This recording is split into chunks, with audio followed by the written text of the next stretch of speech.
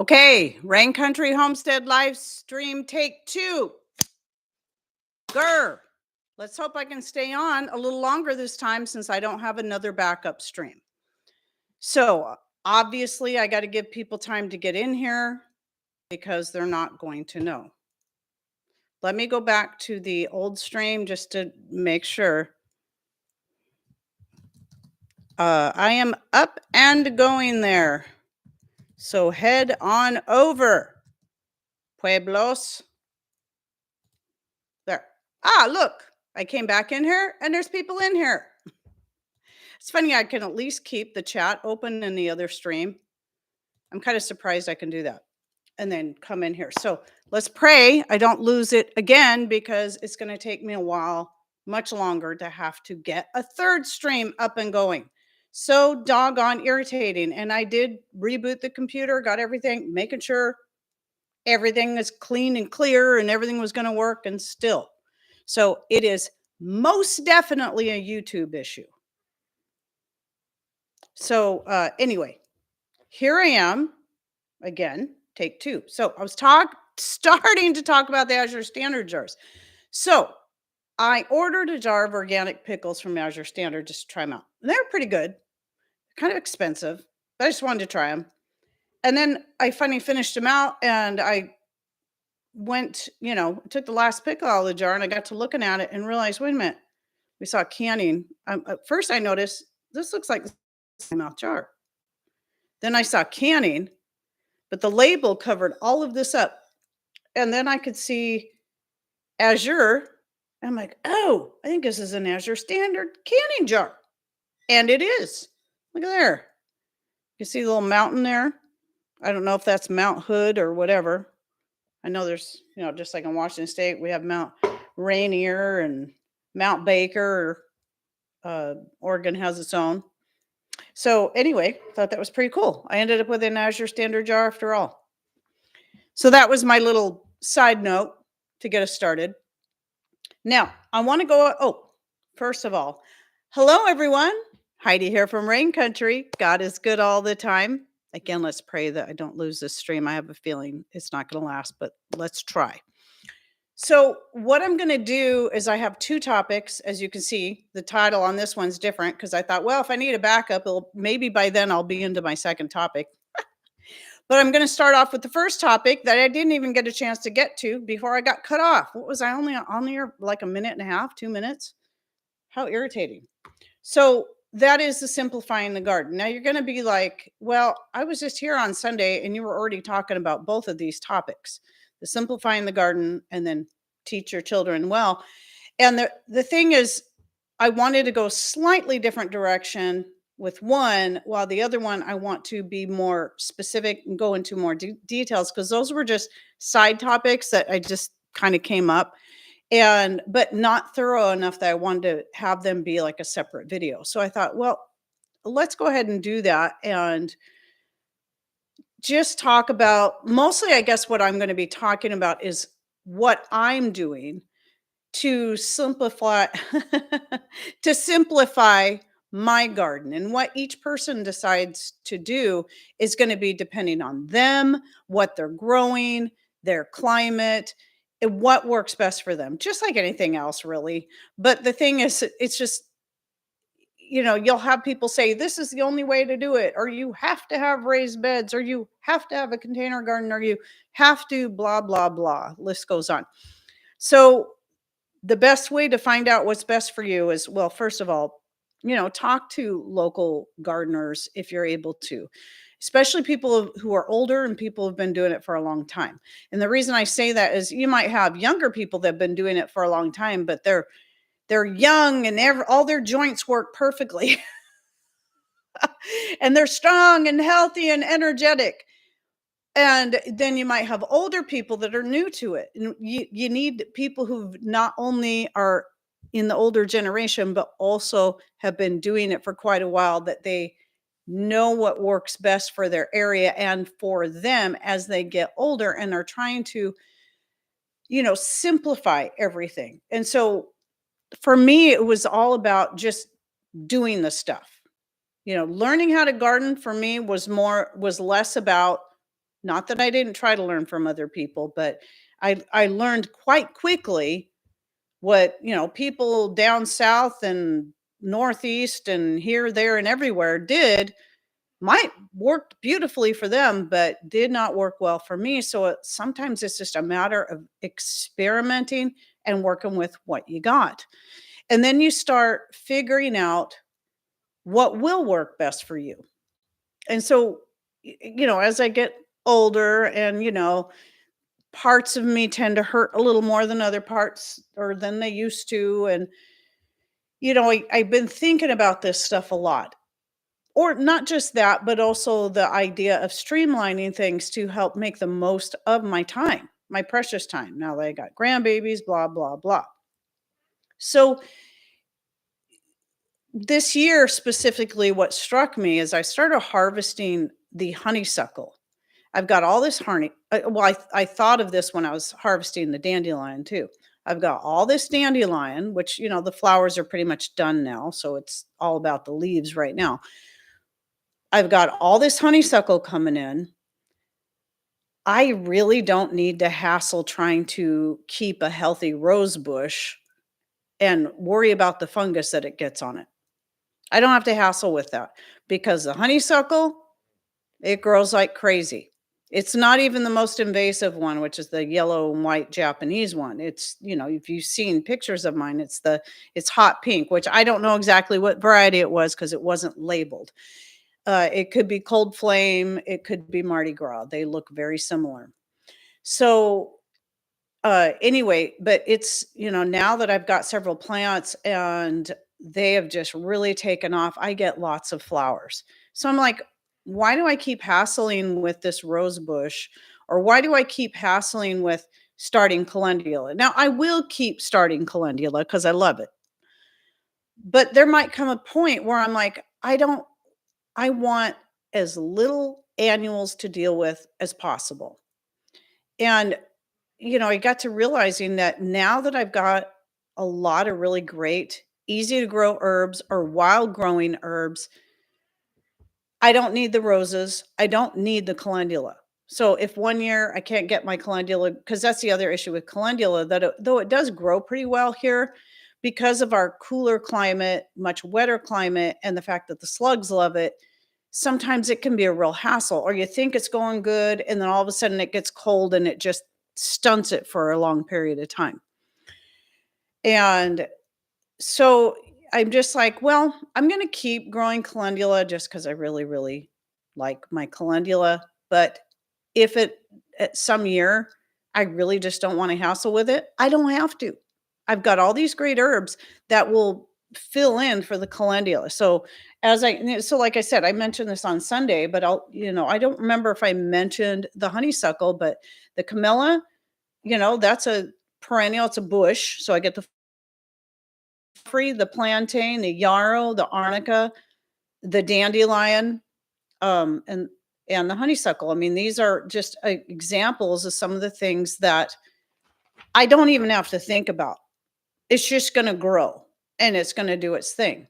And so I can use that in my healing salves and in my skin cream oil.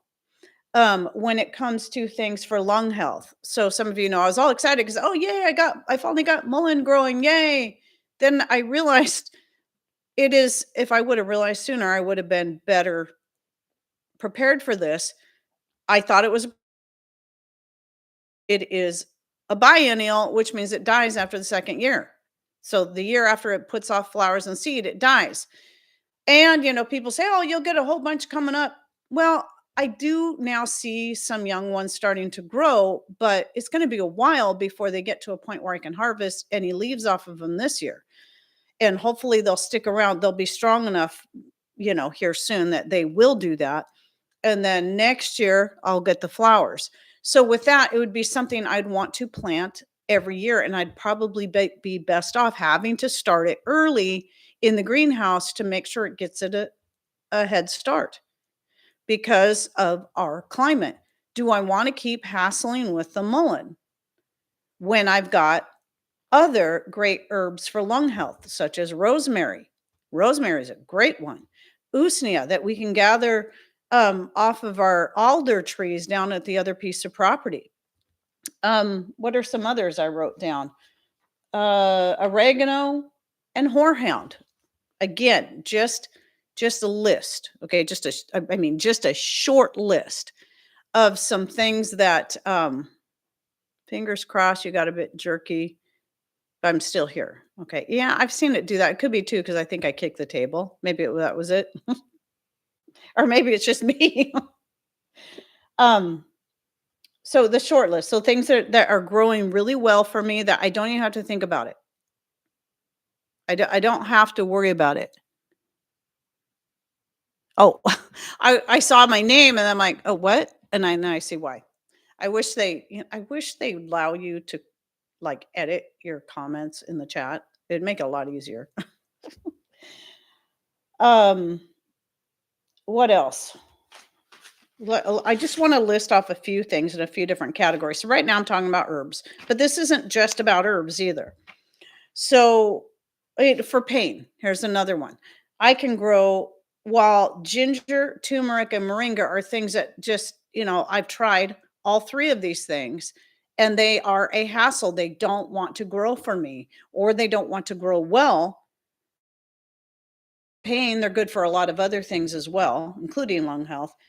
But I don't need to because I have herbs that grow quite well on their own without have me again having to worry about them. They just either come back on their own or they self-seed and grow well from seed that drop in the ground. Not all A lot of herbs around here won't do that, but some will, feverfew being one of them. Well, feverfew is a perennial, but maybe I'm wondering now, maybe it is biennial and I just haven't noticed because it self-seeds and just grows really quickly. So maybe maybe it is a biennial. Feverfew, valerian, definitely a perennial, and I get a lot of it, and it gets very tall. It was a little tricky getting it going. It took me a couple of years to finally get some healthy plants, and now I get plants coming up on their own. Peppermint, catmint, or if you prefer catnip. Some people I don't grow that. I don't like the catnip as much as the catmint myself. And even though I don't intentionally try to grow wild lettuce, that's also a wild herb that a lot of people can grow easily, just like dandelion, because it's very, very closely related to dandelion. And anyway, the list goes on when it comes to all these herbs. So some of the herbs that I used to fight for to really try to get, now that I'm farther down the road and I found more things that grow well on its own, it's like I don't even need to worry about these anymore. I really don't. I don't need to have to keep putting in the extra work to grow something that's just going to struggle, or maybe it will do well one year and maybe not the next. And I'm always kind of stressing out, wondering, is it going to do well when I've got herbs that do great with very minimal to no work other than harvesting them when they're ready? So then the same is gonna apply to any of your fruits and vegetables. Well, most of your fruits, most of them are actually perennials, your berries, your fruit trees, your shrubs, your bushes, elderberries, all of this stuff. I don't have to worry about that. I've got, well, you do have to worry about maybe a late freeze coming and killing all the blossoms on some of your fruits, especially your like the cherries, the plums, and the apples, but it's less likely to happen with the apples because they're later than the cherries anyway. So, okay, Judy had a good question. Let's go back. I have 3/4 cup of blackberries left after making my fermentation starter. I want to make a gallon of blackberry apple vinegar. Can I use a bit of blackberry fermentation starter and vinegar for a stronger flavor? Um, You you can if you want. It's just totally up to you. It's typically if it's a fresh fruit, it's just not necessary to even add a starter, but if you have a bunch of it and you wanna use it, yeah, go ahead. At least you'll be certain it's going to ferment. It's very, very rare I've had a vinegar that I've made with either dried or fresh fruits not ferment. Very rare. I think maybe once, twice, possibly. I don't know. Anyway, um, but yeah, I mean, if you have room for apple trees and berry bushes, these for getting fruits, that's going to be great because they're going to produce every year. It's just finding the varieties that do best for you. Like for a lot of people who live in very dry climates, berries like raspberries, blackberries don't typically do as well as they do here. They love it here. The currants love it here. Other types of berries, not so much.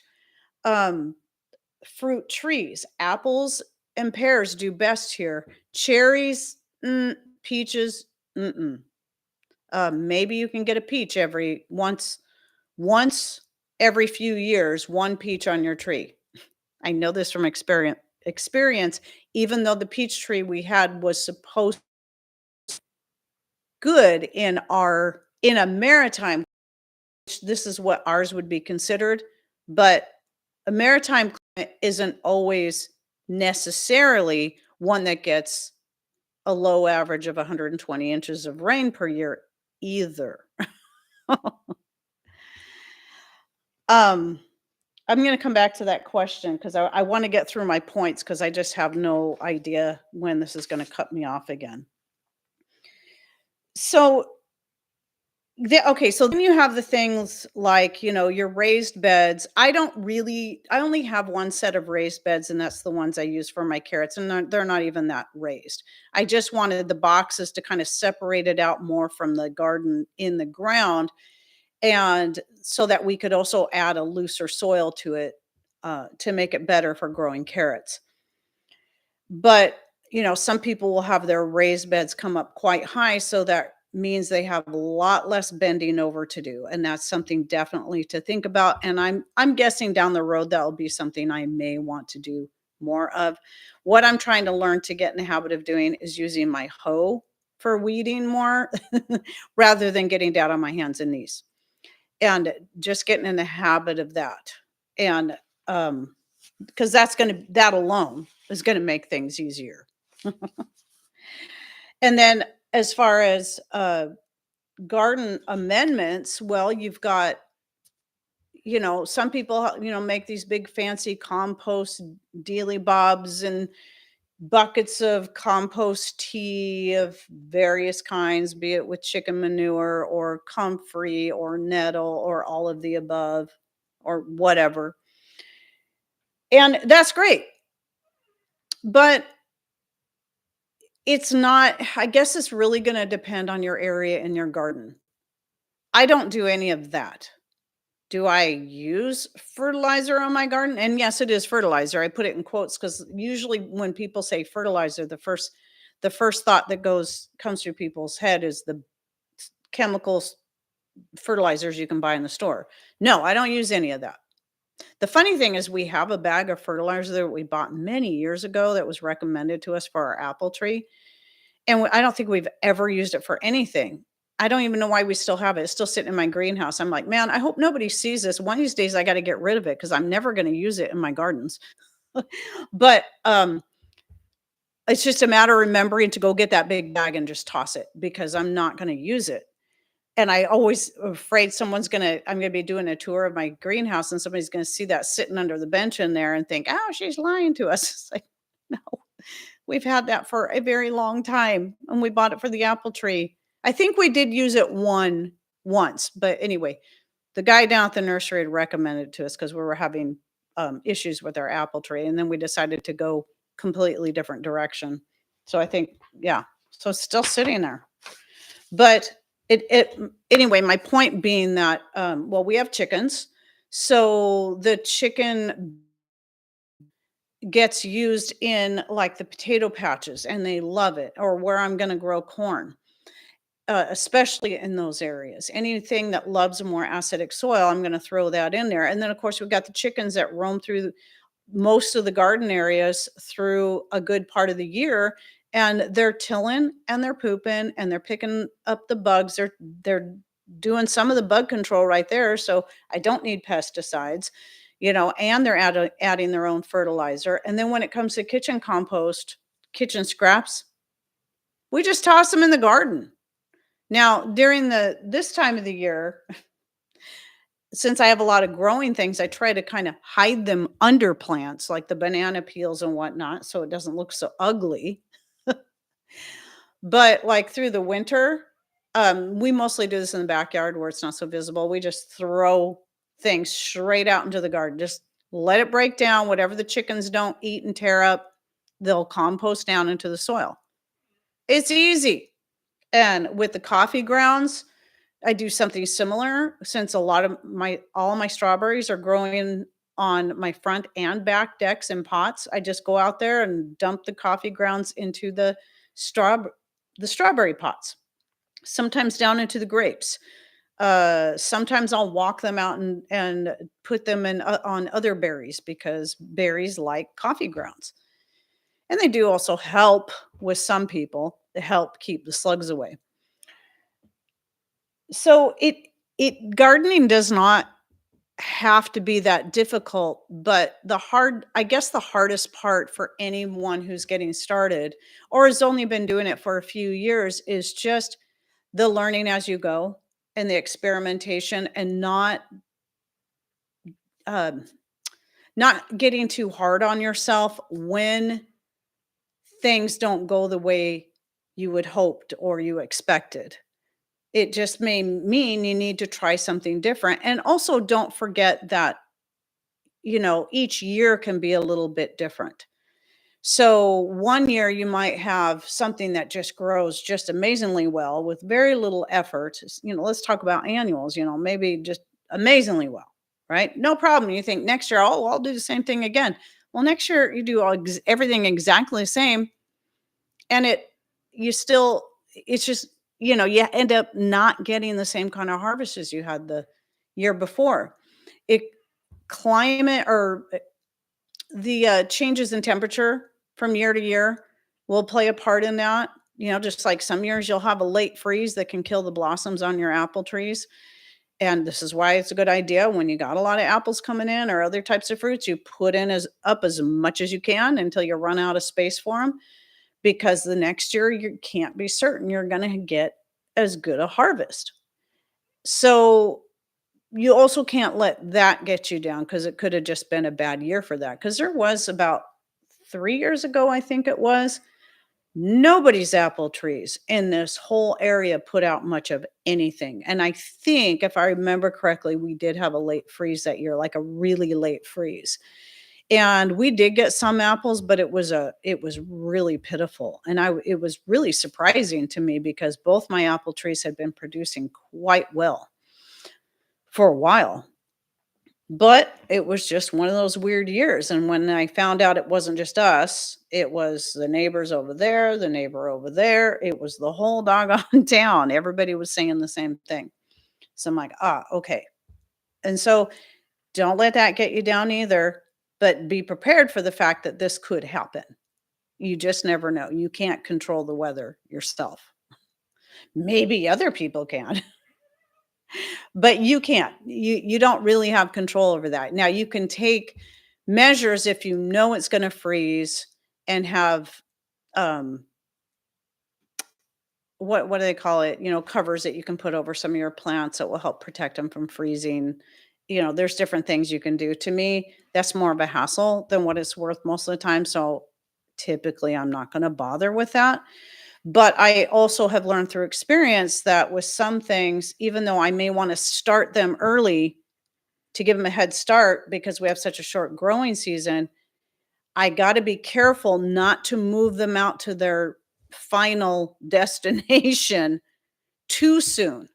Because that's what happened with my zucchini. I moved them out too soon, but I needed to get them out of the pots they were in. What I should have done was put them in a more protected area, maybe got them out of the pot so they wouldn't get root bound, but then planted them in a more protected area for the time being until I was certain the weather wasn't going to get really cold at night and then cause them to kind of struggle a bit before I moved them into their favorite growing spot, which is in the front yard garden, but also far more exposed to the elements. So that's again some of the other stuff you have to work around. Now, will I continue to keep growing annuals? Well, of course. I will always grow tomatoes as long as I am able. I will always grow potatoes as long as I am able. There's going to be plenty of things. Pumpkins.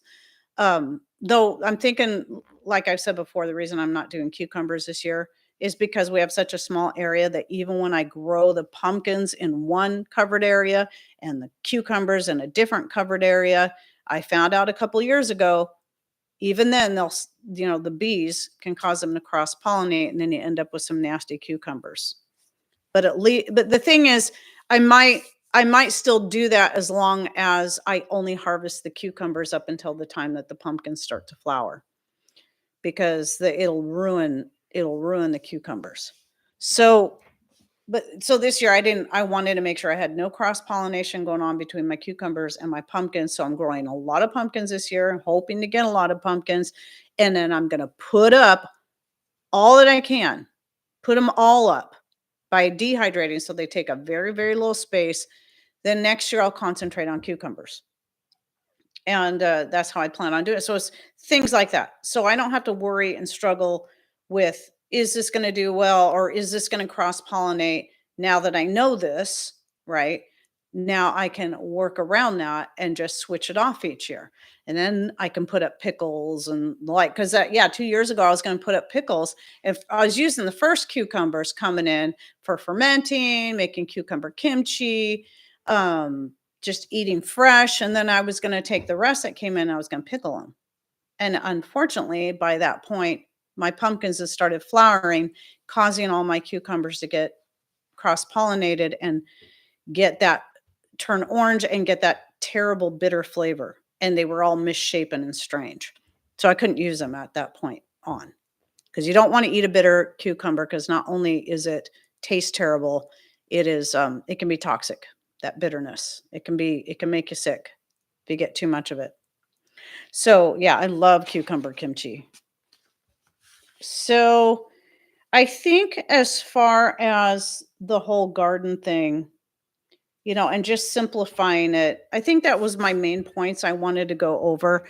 So, it also will be helpful if you start learning how to plan out your garden ahead of time. Each year, kind of plan out where do you want to grow your stuff? Do you want to switch things around a little bit, rotate things? As some Again, that's going to depend on your area. I know here, because I have kind of limited space to work with. I know where the potatoes do best. There's key spots where they do best and produce the most.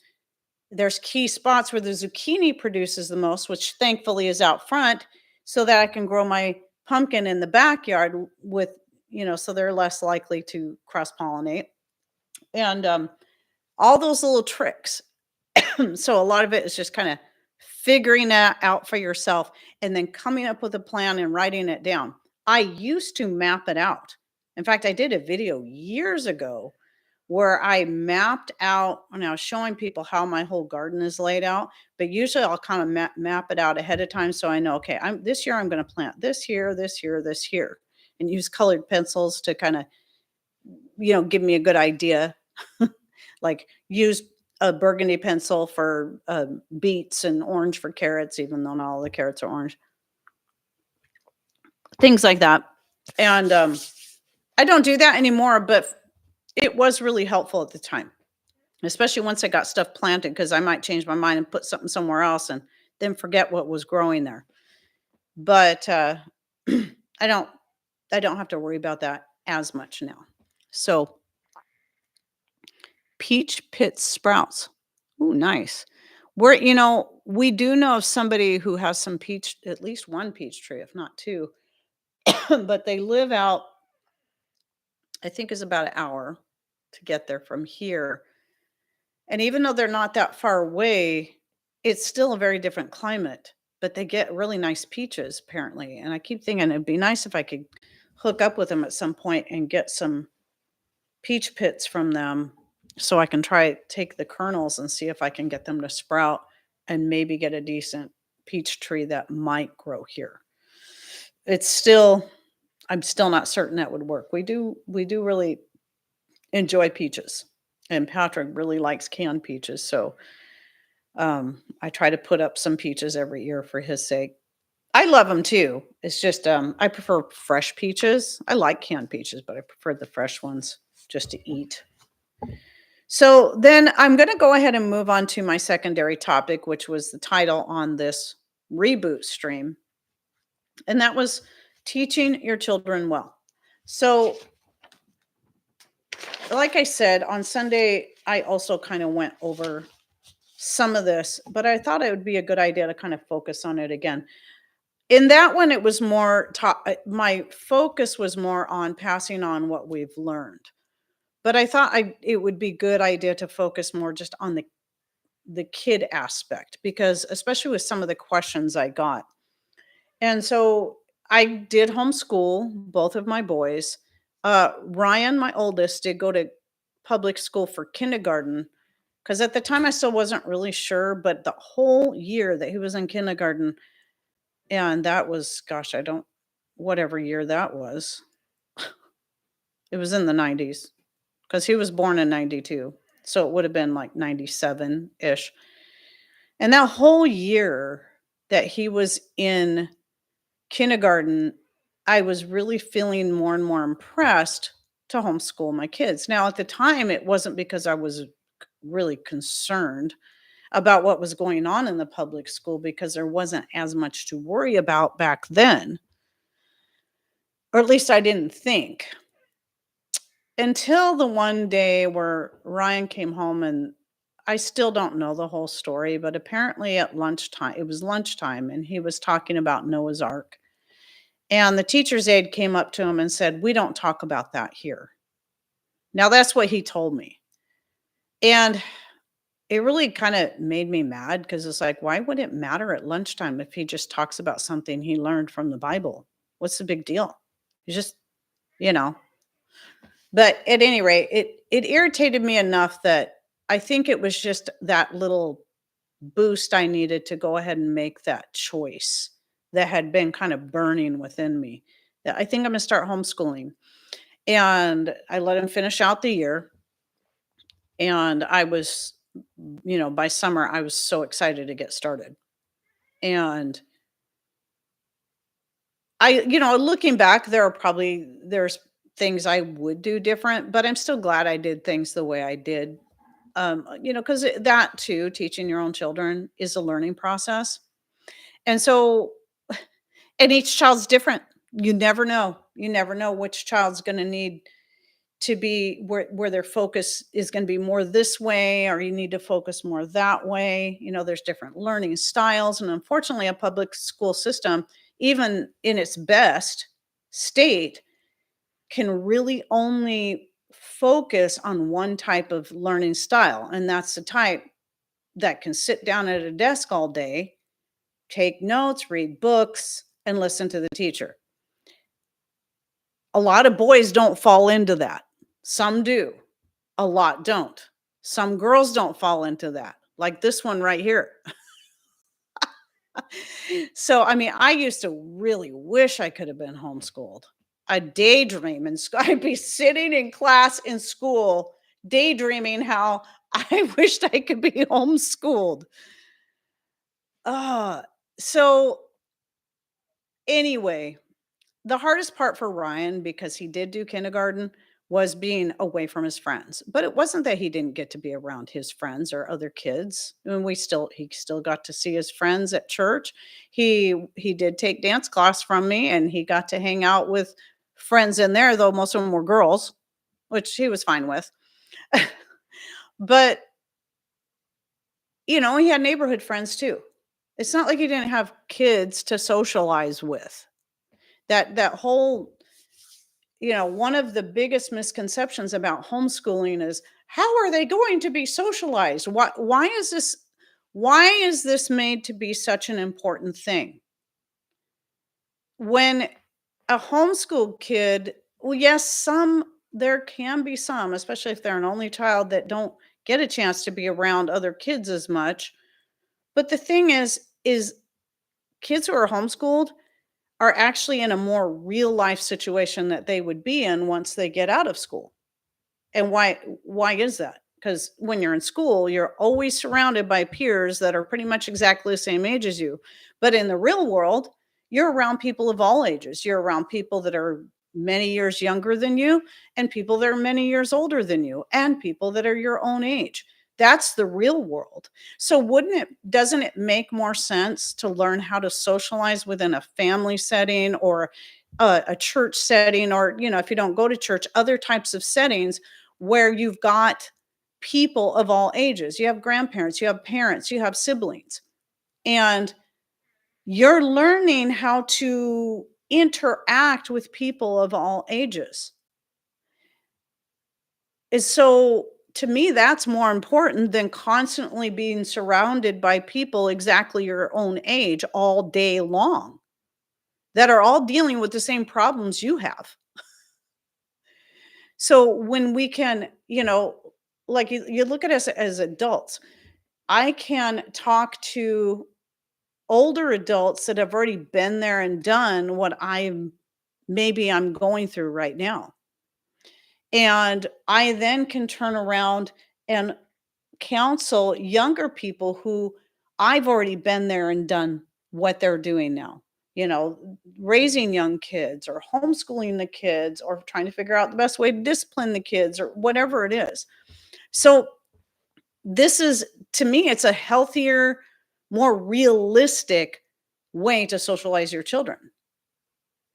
And I think a lot of people, because they went through the public school system, they think that's the only way. They kind of, whether it was intended or not, there is kind of this brainwash mentality that this is the only way to do it, is to sit down at a desk all day and do a bunch of busy work while a teacher stands up front and drones on, and you got a bunch of people around you all the same age. That's not real life, though.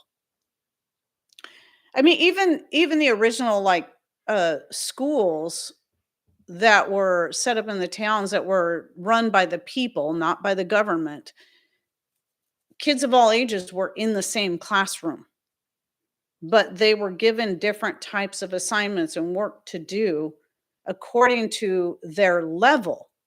It's not like they really had grades. They just they worked according to what they were ready for. And that's how it should be done. So you can teach your children well. It doesn't matter how educated you are. You're going to love your children and your grandchildren more than any public school teacher. And that doesn't mean they're bad. I mean, there can be really great people that are teachers in the public school system, but they're still not your child's parent. They're still not your child's grandparent. They're probably a complete stranger. They might really care about your child.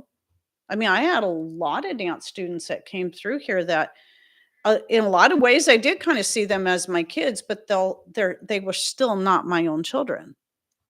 I loved them and cared for them, but not that same way as a parent does to their own child. So, and it would be silly for me to try to say otherwise. So, um, so you remember that as a parent. If that's something, if you're a young parent and or even a grandparent that's thinking that you might be taking on the job, because it's very likely I'll be either helping to homeschool my grandkids or maybe homeschooling one of them. I might be doing pretty much all the work with that one. Um, and you take that step, when you choose to take that step, the other the most common thing that a lot of people will feel is inadequacy. I don't have a teaching degree. I've never worked with children other than my own. I'm not smart enough. I should have failed algebra 2. I didn't do all that great in language arts. I did actually in language arts. Language arts, art, anything artsy, I did good in. Those were my strong points, but not math, history, and social studies. Even though I could be really social when I wanted to be. Um, but I know this is totally different, social studies. I always thought it was so boring. I know a lot of it was just the way it was presented, though. History and social studies, if they had been presented like this is real life. These are real people, I don't know. More practically, I think I would have enjoyed it much more. So, side note, Oh, okay. Now I got myself sidetracked. Uh, Doggone it. I hate it when I do that to myself. Okay, talking about the adults with the idea because they don't feel that they're good enough. You are good enough. You are smart enough. You are capable enough. Now, the tricky part is what does your state require? Now, our state, Washington State, requires that you have a minimum of 45 college credits in order to homeschool on your own. That's not very much. In fact, I did go to college for a short period of time and then was taking a break for a while, was going to try to pay down my debt and then go back to college, and it didn't work out that way. So I only ended up with 46 college credits. And it's like, even with all the intentions, full intentions of going back and at least getting my AA, if nothing else, you know what? I had what I needed to be able to homeschool my kids all by myself. And I realized that must be why I was there in the first place. I didn't know why I was there. I just felt like maybe I needed to go. I waited almost a year. Well, I waited almost a year. Well, two quarters before after graduating before I went off to college. I took some time so I could think about it. And I realized how grateful I am that I did that. Did I learn a whole lot in college? Nah. No, but I got on paperwork, I got the credits I needed that I don't have to have the state step in. Because you can still homeschool without it, but you have to do all the testing and the state has to be involved. And I didn't want that. So, yeah, so there you have to find out for your state what's required. Um, at any rate, so yeah, I just did it from then on my own. Well, obviously Patrick was involved to some extent, but it was mostly me because I was the one that was working from home while he was working outside the home. So it's having the confidence to know you can do it and remember that you will learn right along with your kids the things that you might have been weak in school. So don't be afraid of that. Because as I said on Sunday, once your kids have the ability to read and have the comprehension and understanding and be able to read instructions for themselves, they can be mostly self-taught. And anything they need help with, you're learning right alongside them. And the things that you already were good at, you share that with them too. I mean, you've already got that experience and that knowledge. And as long as your kids at least get okay, they got to have the basics. While history is important, all that kind of stuff is important. They got to at least have the basics. And that's the reading, the writing, the arithmetic. That's why they call them the three R's, even though they don't all start with R, obviously. Reading, writing, arithmetic. They know how to read, they can be self taught. Obviously, writing is going to be an important part of that. And then knowing their math. These are the most important things. And then from there, they can take that and then they can expand out and really focus on the history. For us, history was something that came in watching like documentaries or even movies, about events. But you just got to understand movies, anything Hollywood puts out is going to it's going to have a lot of stuff in it that probably really didn't happen or it didn't happen that way at all. So you got to be really careful about some of that. You got to really know your facts. And nature studies, science, a lot of that stuff you can do while you're going for walks. They might even have them carry a pad of paper and take notes or draw pictures of things that they see. A leaf, a salamander, a frog, a bird, a butterfly. These are all things that will help spur them naturally into wanting to learn more about these things. And it's more interactive than just sitting in a classroom and listening to a teacher drone on, which again, if you're not one that has that type of learning style, that's not going to work. I think most children, even those who might do well sitting at a desk, can learn better with real life hands on experience, just like the whole trade school idea. Real life hands on learning. So, okay, let me look at my notes. I don't want to forget anything important. Oh, other things are like with math, showing them the importance of math and how it plays into every aspect of your life, no matter what you choose to be. If you choose to be a stay-at-home mom or a painter or whatever. So you start doing the basic things around the house. You have them help you in the kitchen. Doesn't matter if they're boys or girls. You have them help you in the kitchen. I'd have the boys help make special things. In fact, what I did for a few years, I would plan unit studies. And if you've never done a unit study or heard of it, it's where you pick a theme for the year or for a quarter, however you want to do it. And all of the topics that you try to fit under that theme. And it can be any theme you want, any theme the child wants. For me, I really liked the idea of picking themes that revolved around different cultures.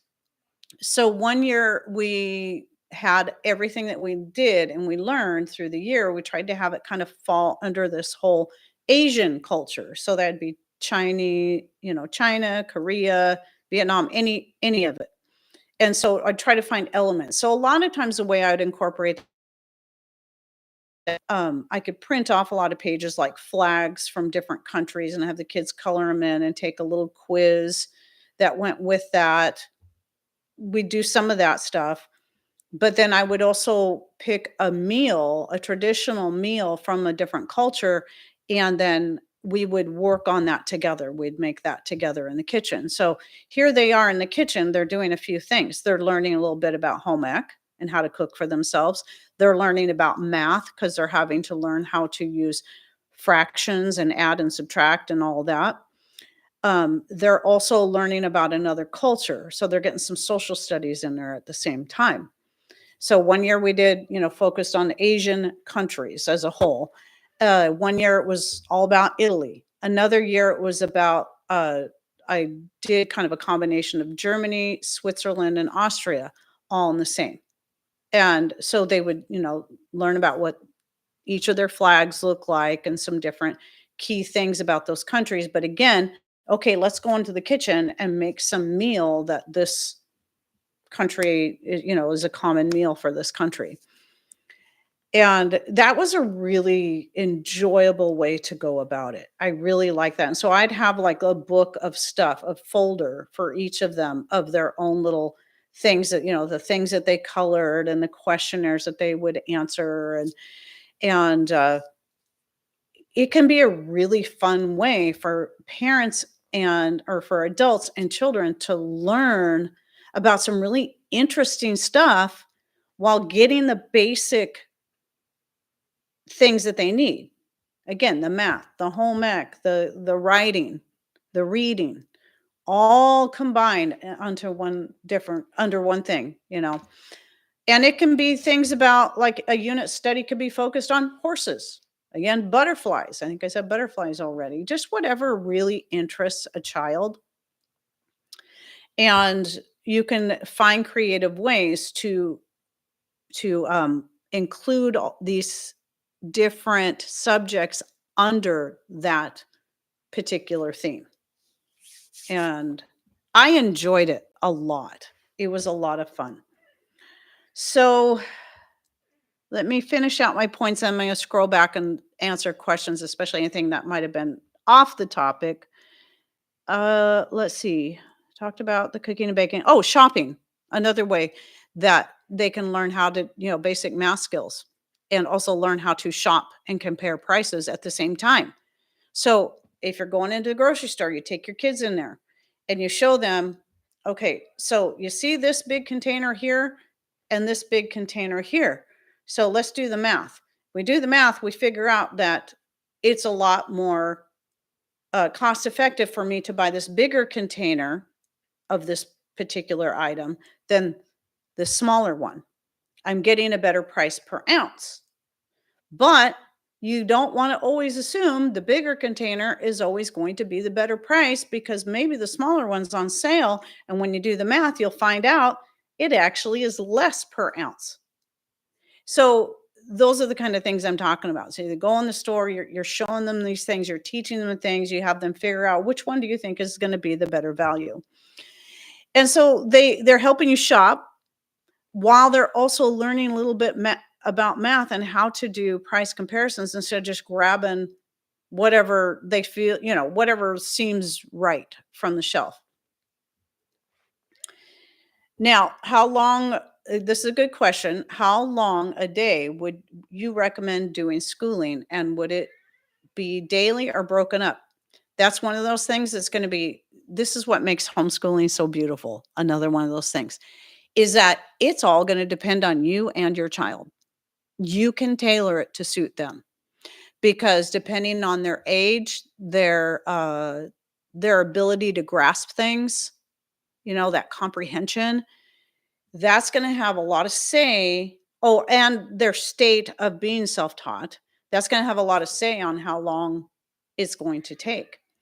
When they're really young, I say an hour tops is all you need per day. When they're preschool, kindergarten, maybe even first grade, you know, because most of the learning, that's as far as the book work, the learning their letters and numbers, learning their math, start learning how to read, where everything else can be learned in the daily stuff that they do.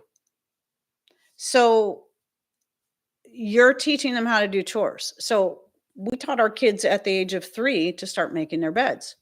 They can do it. Will they do a perfect job? Will the drill sergeant be able to come in and bounce a quarter off their bed? Probably not, but they're going to learn. They're going to learn the importance of taking care of what they have.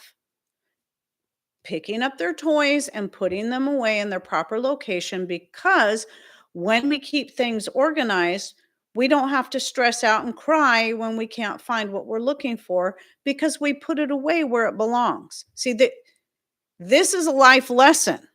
These are all life lessons. Sometimes we forget those simple things like that. They are life lessons, because how many times as an adult, even knowing that, do you end up putting something in the wrong place and then you can't find it, and then you're crying and what did I do with it? Oh, I stuck it in the fridge. Why is my wrench in the fridge? But at any rate, life lessons can be learned by these simple things. In fact, when I taught dance, I almost every day I would have some life lesson that I could tie into what they were learning that day in class. I did this with Taekwondo too. What's a good life lesson here? Really, it all boiled down to self-discipline. Because the dance, martial arts, I didn't really care if any of them became black belts in martial arts or became professional ballerinas. I cared that they enjoyed the class, that they learned something, but also that they learned how to be self-disciplined, have coordination, because coordination will help a lot, even if you're just out working in a garden, trust me. And had the confidence to do whatever it is that they wanted to do with their life, because these things can really propel a child forward. So I would get kids in dance that they couldn't seem to find anything they were good at school. They were terrible at sports. They didn't want to play sports. They didn't like all the other stuff the kids were involved in or whatever, or they weren't gifted enough and they felt so out of place. But they would come into and find, hey, I can do this. And it gave them a self-confidence they didn't have before. Sorry, vocal cords are swelling and getting itchy. Okay. Still managed to get it on my face. Elderberry tincture. Let me read some comments while this kind of sets Give my vocal cords a rest for a minute. Let's hopefully I can find. I know some people had some good questions. Sorry. Just gotta rest my vocal cords for just a minute.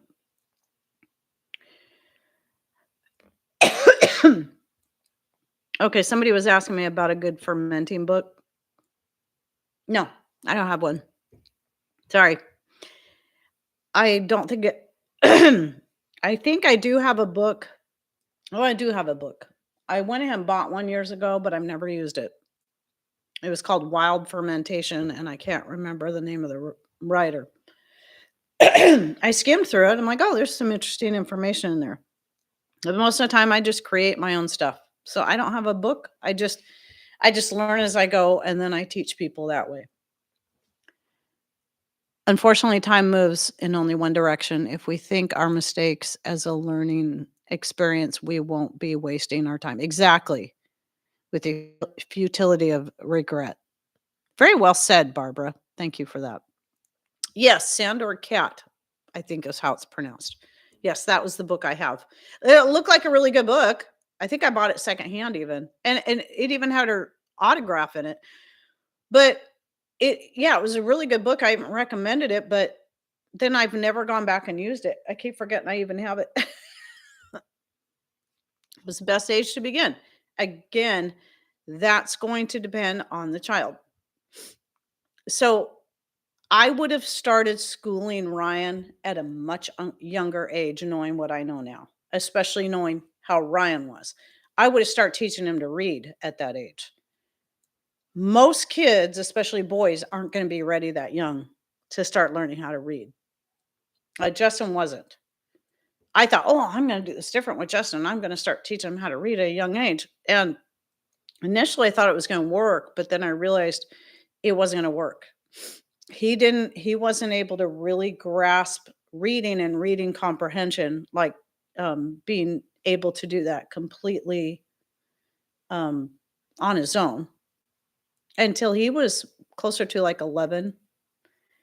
Some kids are going to be that way. And the reason why is not that they're not smart enough. It's that it all has to do with physiological development. So with boys in particular, they are most likely to not have properly developed eye muscles that, they're just not there yet. So that when it comes to trying to read something, the letters they're more apt to have issues with dyslexia. Things kind of look jumbled up. And I finally figured out that's what Justin's problem was because he learned his letters. He knew the sound each letter was supposed to make, but then words, I could tell it took me a while to figure out. I'm like, oh, he's seeing them jumbled up. And most kids, it's common, especially in boys, and most of them will grow out of it. And a lot of times it can be right about the time they're getting ready to go into puberty or right at puberty. That happens with a lot of kids. And then after that, no problem. And I think I have shared this before, is the one thing that really helped get Justin on that road to really wanting to read, wanting to learn and get better at it was one day he just decided he really wanted to start writing stories. Like he'd make up stories in his head and he wanted to start writing them out. And I said, "There you go. That's going to be your language arts assignment. You're going to write your own stories. I don't care what they're about." I gave him that liberty because by that point it was kind of like everything else I had been doing with him that I tried all the same stuff I did with Ryan, didn't work. Tried other things as well, didn't work. But when he decided he wanted to do that, see, he had a desire then.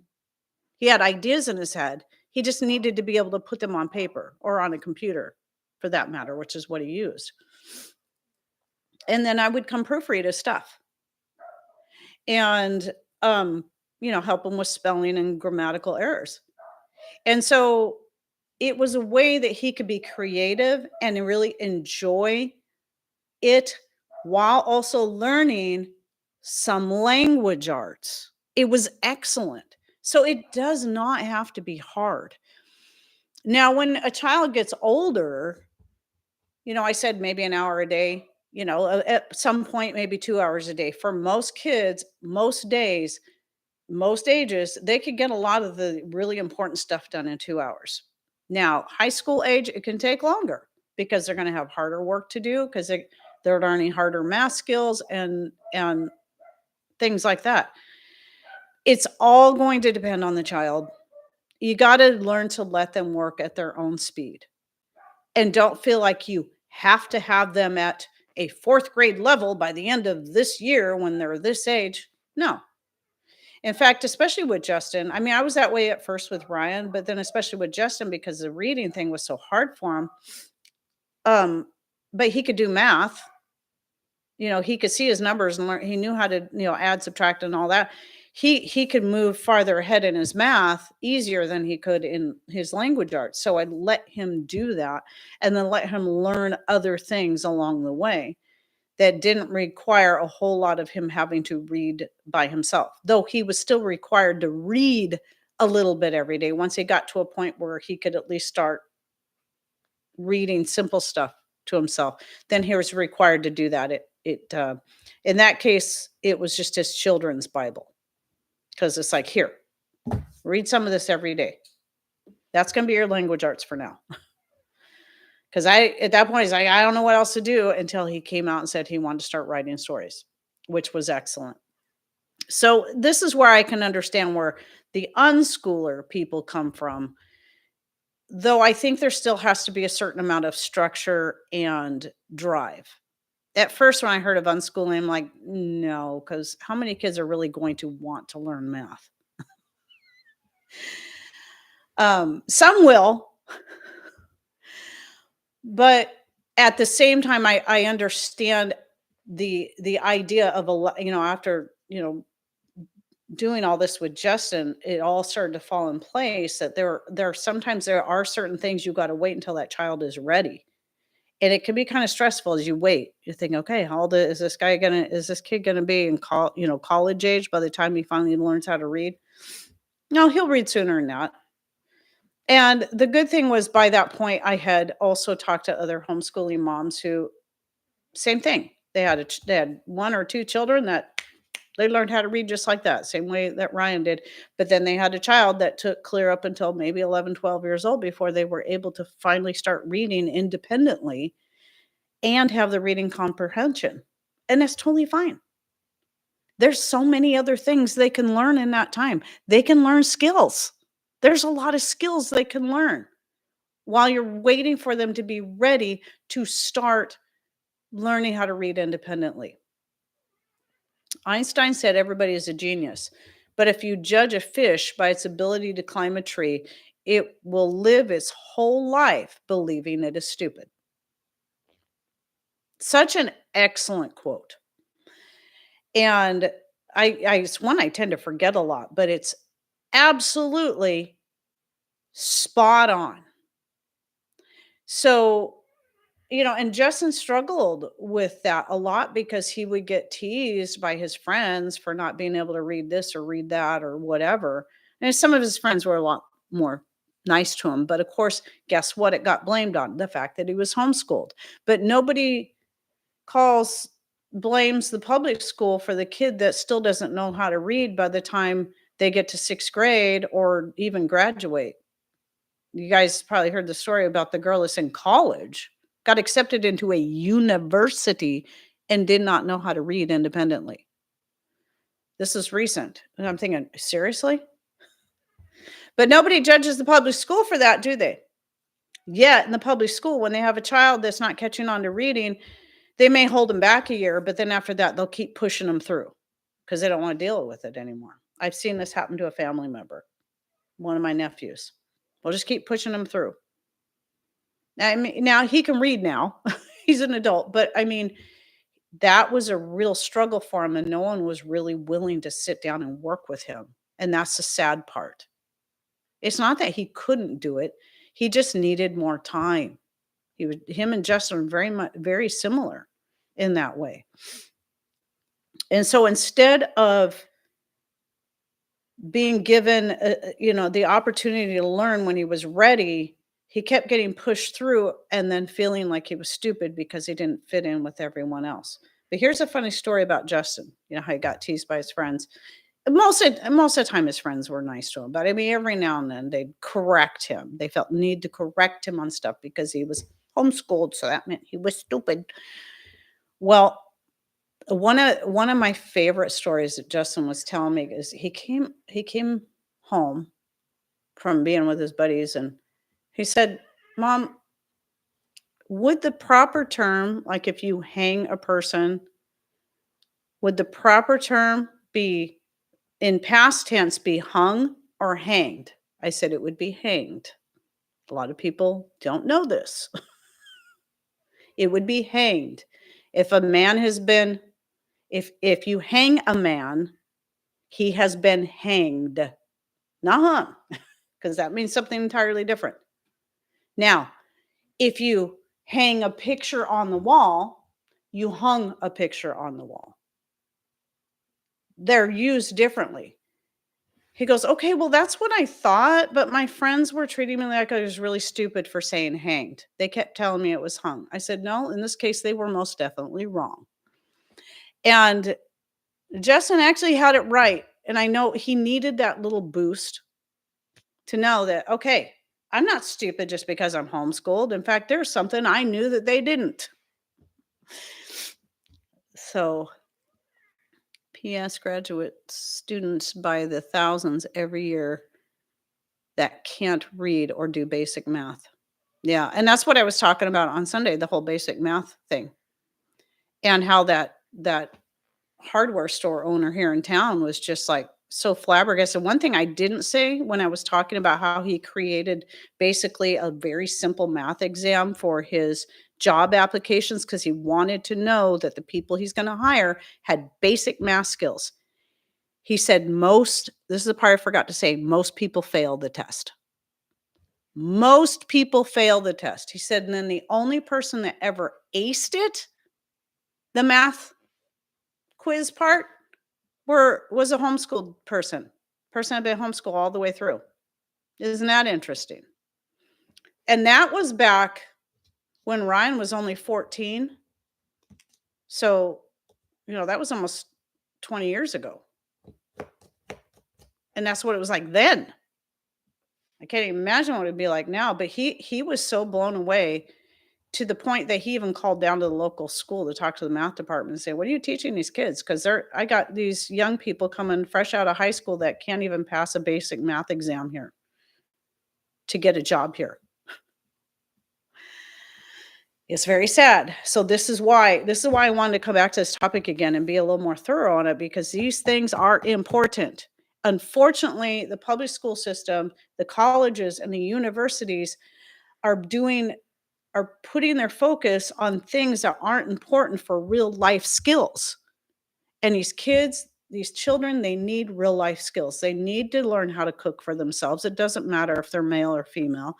They need to learn how to do their own laundry, to clean up after themselves, to make their beds, and maybe do some gardening with them.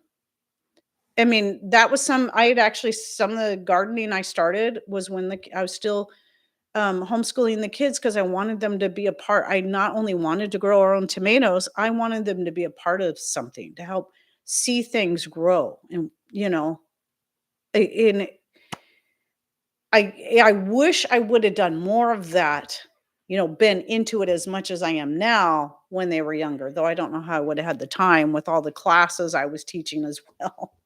Plus trying to raise those two little booger heads. So, a friend who was in charge of hiring and firing at the company he worked for said he couldn't read handwriting of most public school students, and would throw it in the trash. Now they have to apply online. There was something else I was going to say about that. Oh, what was it? My nieces and nephews in school, junior high, I can't tell time on a clock. Yeah, a lot of people don't know how to read analog clock, which is a shame too. Don't know how many months are in it. Why am I shocked? Don't know how many months are in a year? Course, I've seen the on the street interviews where people are asking college students some of these basic questions that they should know, like, anyway, it's just it's crazy. It's pretty darn or how many states there are in the United States? 52? I read and write in cursive. Now, here's something. Here's something that I definitely failed at, and it was a mistake that I really regret. I fell into, as a homeschool mom, that whole idea. I was like, "Well, why should they learn cursive? Because, that's so outdated." Now, I did teach my kids how to sign their name in cursive, and it wasn't that I didn't teach them any of it, I just didn't put enough importance on it, not thinking about the fact that, um I mean, because there was even a doctor who had his kid he was taking taekwondo and had his kid in taekwondo, that he said, "Oh, yeah, his cursive doesn't matter." This is a doctor. "It doesn't really matter, you got computers now." Well, wait a minute. What if you come across a letter written by your great grandpa to your dad when he was in the World War II, and it's written in cursive and you don't know how to read it? I mean, that may not be a super important thing, but I'm sure glad I know how to read that postcard that my grandfather sent to my dad when my dad was only 4, and he sent it like the day before he died from running over a mine in Italy. The day before, and I have that postcard, and I can read it, and it makes me cry because he was talking about all the things he was gonna do with my dad when he got home. I'm glad I know how to read that. That's a piece of history right there. So, this is why I'm like, I wish I would have stressed that. Now, I don't know if my kids I mean, I know they do a lot of printing, and I think part of the reason why was my handwriting was so terrible that when I got into 8th grade, my teacher said, "You know what? How about you go back to printing? I can't read your cursive."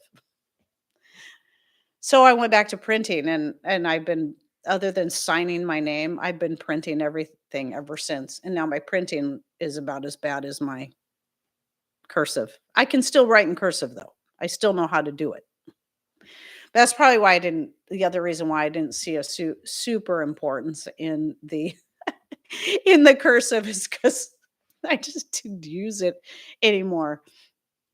But I wish I would have put more importance on that. So knowing that, my mistake, I want to pass that on to other people that don't look over the importance of learning cursive. Now, one way, and I do have this book, and I was starting to use this, I think, with Justin. I can't remember if I used it with Ryan, but it was called Italics. It's a really great way to start going from printing into cursive. It's an easier way. So you go from printing to writing in italics, which will naturally have a flow that will go into cursive. It's actually pretty cool. So it's not like I didn't do it at all. I just wish I would have put more importance in it. So I type a lot of stuff, but like I print like all my notes are handwritten. Always. All my notes for my lives, all my notes for my videos. The only ones that are not handwritten out are the ones that are testimonies that people send me because I simply copy and paste. Obviously, I'm not going to handwrite all that out when I could just copy and paste it into a document and then print it off. And it's easier to read because it's not my horrible handwriting. Uh, but yeah, that's the thing. Is a lot of people. What happens though if there's no computer? There's no way to use a computer. There's no power. How are you going to take notes and give notes and write things down for people? You can't type it out. You can't send it via email. You got to know how to write things down. So, Rebecca, I appreciate that. I know there's a lot of weak points I had along the way, but it's always a learning experience, but I look at the fact that my kids turned out all right. You know, they got good jobs. Ryan, he did do Running Start. I don't know if it's called something different in other states or places. Maybe not even all of Washington State calls it that, but here, Running Start is where once they're 16, they can apply for the Running Start program, and then they just start going to college and taking college courses. And a lot of them will get their high school diploma and their AA at the same time. Well, we didn't care about a high school diploma. We just went straight to getting his AA. So he at 18 got his AA. He didn't get a high school diploma, but it was not necessary. He's got an AA. Who cares about a high school diploma at that point? Now, Justin didn't go that route. It wasn't for him. And I'm totally fine with that. So, but he's a hard worker. He's got skills. And he's the one that definitely knows how to cook for himself. And I'm really glad he learned how to cook for himself. He had a desire to do that. Ryan didn't care so much, but Justin absolutely, that was, in fact, he went through a phase where he wanted to be a chef. It's like, I was kind of like, well, whatever, if I don't know that I would assume that would be a hard thing to get into and be able to make good money off of. But, he's driven when it comes to work. That's for sure. They say writing with pen and paper is good for the brain. That makes absolute sense. It stimulates and sparks your neurons. Basically helps keep your brain sharp, especially if you have really terrible handwriting and you're trying to figure it out. It really gives my brain a workout when I'm trying to figure out what on earth did I write down here. A ham radio operator during Helena said, when the power went out, he had one pen and a small notepad, no paper at all in the house. Totally inadequate for collecting and passing along information. Yep. So anyway, let's see. Okay, what was it? There was something else up here. I saw that one. Let's see, I didn't teach diagramming sentences. They learned parts of speech, but now I wish I had them diagram sentences. But that's hindsight. Diagramming sentences. Boy, now I feel stupid because that phrase doesn't even sound familiar to me. And I was pretty decent in language arts in school. Well, okay, early on, I was a little bit slower in picking up on the reading. I was kind of in the medium group, in third grade as far as reading ability. They used to divide us up into groups, like the really, really smart ones were in this group and the ones that really, really struggled in this group. And I was somewhere in the middle. So I did have a little more difficult time than a lot of my classmates, but eventually I caught on to reading and then did pretty decent language arts in high school. I know I got really good grades. And I loved one of my favorite English, language arts classes was the short story class. And then we were required to write our own short story. I loved that. I think I might still have that short story around here somewhere. It might be around here. I might have ended up with it after Mom passed away. She saved it. That was a fun one to write. And I got mine done first. And the teacher loved it. And she read it she goes, oh, I got a short story. Because she was going to read everybody's short stories when they finished them. Mine was done first. I didn't know that. I just really got into it. And she said she was going to read a short story. And I'm like, oh, good. She's going to read somebody's short story. And I was so surprised when it was mine. And she didn't say who the author was. And so everybody's like, man, that was a really good short story. And they were all wondering who wrote it. And then when she pointed out it was me, everybody just turned and looked at me with shock because I was the quiet one. I just, yeah. I think a lot of people didn't think I was very bright. So I think it surprised a lot of people. So yeah, language arts was kind of my thing, but not as much my thing as music and art, painting, that kind of stuff, drawing. My great granddaughter had cards she handed out at her grad party asking people to write their advice for her now in life. She returned cards back to older folks and asked us to read them to her. Cursive. Oh, because it was in cursive, she couldn't read. Oh, yeah. So again, there's a lot of people, even though I gave up the cursive back in for the most part in 8th grade because my teacher wanted me to. Um, it is important that people know how to read cursive, at least know how to read it, even if they don't want to use it. That's when I found out she couldn't read cursive. Yeah, it's really, yeah, those are the kind of things you don't think about. There's just, here's the deal though. First of all, kids are resilient. And as long as you're giving kids a good foundation, the ability to be self taught, the motivation to want to learn, and then just the very basics, everything else is going to fall into place. They'll figure it out. I remember one of the things that it's kind of a cute little story, but I don't remember how old Justin was, but for the longest time, he kept putting his shoes on the wrong feet.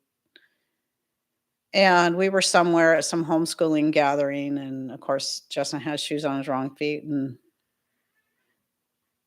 I made some comment about it, and one of the ladies that, she had been homeschooling her kids a lot longer than I had, she says, "Don't worry about it. I always just tell parents that they'll figure it out by the time they get to college." And I'm like, "They will, won't they? They will. Why am I stressed about it? If they're comfortable wearing their shoes on the wrong feet, who cares?" They'll figure it out because they're not going to want to look stupid wearing their shoes on the wrong feet. But when they're little kids, they don't care. And so that's the other thing too. Don't stress the small stuff that really doesn't matter, because a lot of that stuff they will figure it out. So anyway, I think that was mostly the kind of things I wanted to cover as far as the teaching your children well. And then of course just the whole idea of being a good example to them in the way you do things yourself, the way you work around the house, um, your own motivation, the getting out and doing things, just setting a good example for your children. Will you always be a perfect example? Absolutely not. Why? Because you're human. And here's another story, was that I was not the most patient person. Homeschooling taught me a lot about being patient, but especially with my oldest child, because he was the one that was so literal about everything. And so he wanted to argue about everything. Like when we're doing English or, language arts assignments that might have been in the book and they were just dumb. Sometimes I'd have him do something different because I'm like, yeah, that is dumb. Do a different one. Write a different kind of story. But the other thing was just some of the rules of English in particular, how we have all these dumb rules and then we break all these dumb rules. And he would get so mad, and then his anger would get me mad. And finally, one day I had to tell him, I said, "You know what, Ryan? I'm really trying to be a good and patient mom. I'm really trying, but I'm failing. But I want you to know I'm trying. I want to be better. But what I need for you to help me with this. And you know how it will really help me is if you don't behave this way or that way, whatever the thing was, and we can work together on this." And just sitting down and talking to him like that, even though he was quite young, it made a huge difference. I'm not saying we still didn't have bad days from time to time, but it made a huge difference in our interaction when it came to me working with him as his teacher and his mother. And then him trying to learn all these rules about language arts or about math or whatever. So, okay, I see people are taking off. I really should get going too. I got to make I need to make some tortillas because I'm making tacos for dinner tonight. I have a video that I'm almost done with, so only shouldn't take me long. I just got to do my last run through of it to see if there's any mistakes that I'll most likely still miss anyway because it happens. And some other stuff I know that I'm forgetting, but mostly the tacos, the video, and whatever the other thing is, I know it's going to have to do with gardening, going out and doing a little more weeding. So, oh, by the way, the chicks are at that age they love to eat the weeds from the garden. All the lady's thumb and the pineapple weed, because I am letting the pineapple weed grow in some places and let it do its thing. But other places, it's like everywhere. It's coming up everywhere. And the lady's thumb, oh my gosh, it's all over the place. And it is edible. You can eat it too. It's good for you. It's healthy. I don't want that much lady's thumb. So I just been pulling up the young plants and throwing them into the chicks, and they love it. So they're getting some greens along with their other feed. Anyway, so I hope you guys enjoyed my live shows, even though I had to break it up because I got cut off again. And that again, thank you for just stopping in the middle of a Wednesday weekday. Really appreciate you being here. And that maybe I really had something to offer in the things that I shared today, and maybe you got a little tidbit of something that you can use. And thanks for coming in. Take care and God bless. Love you guys.